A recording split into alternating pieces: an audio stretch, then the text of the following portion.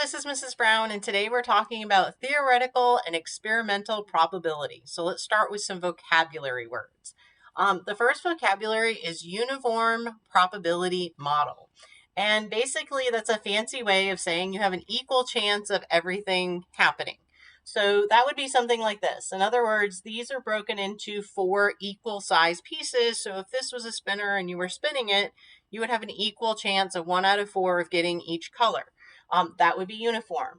Not uniform would be if some of the sections were different sizes.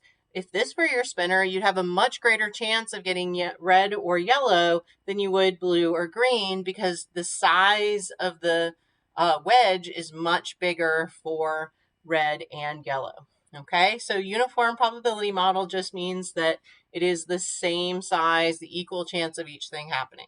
Okay. So theoretical probability is the math that we do. It's what should or we expect to happen based on it. So in other words, if I was looking at this model, I would expect 1 out of 4 times to get red if I spun it. Okay.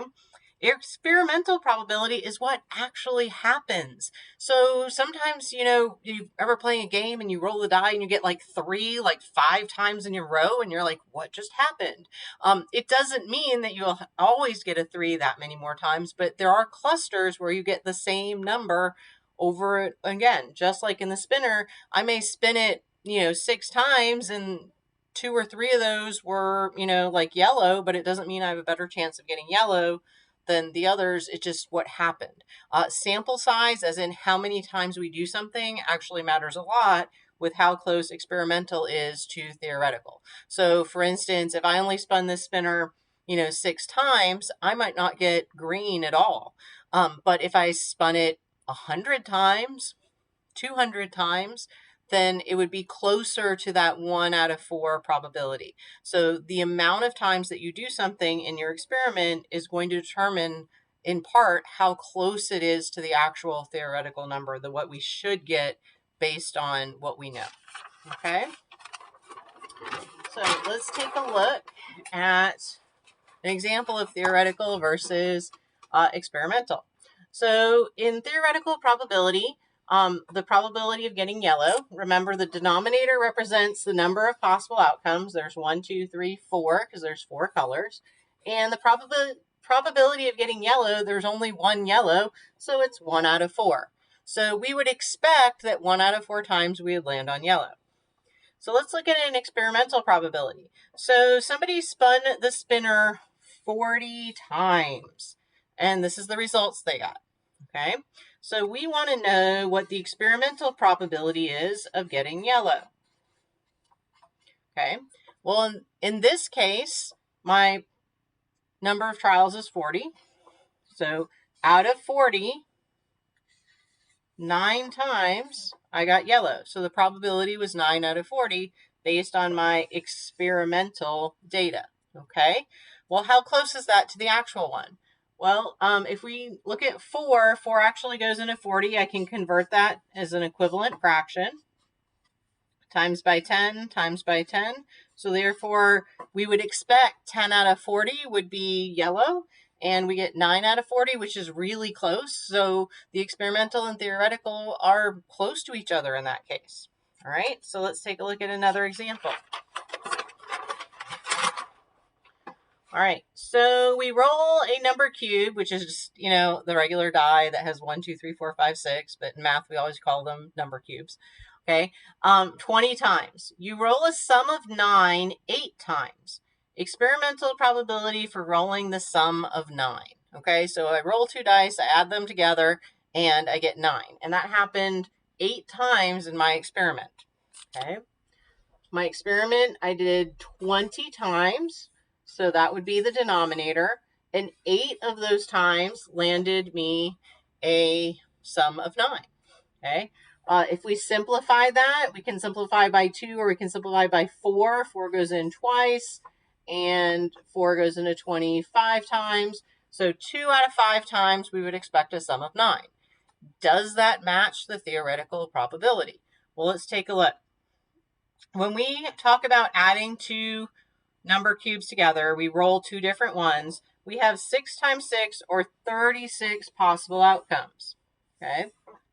So that is my denominator. Now, ways to get 9. Well, let's think about how the factors of 9.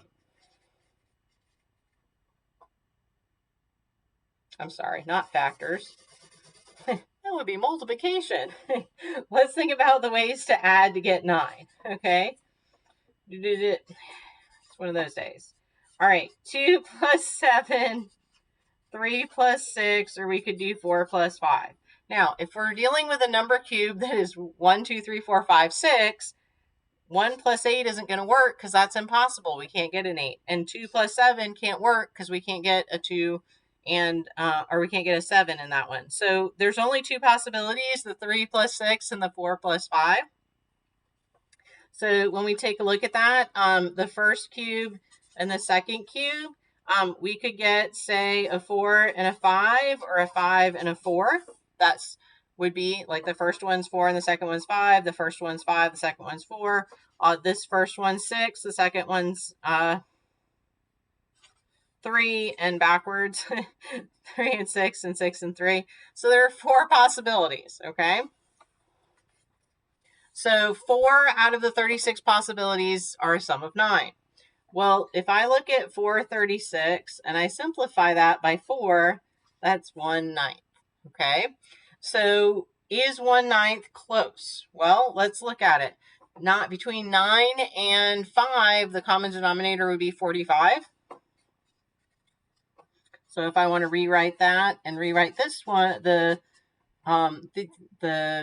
experimental one, so I can check times by 9 times by 9. So this is experimental. And this one I times by 5 times by 5. This is the theoretical.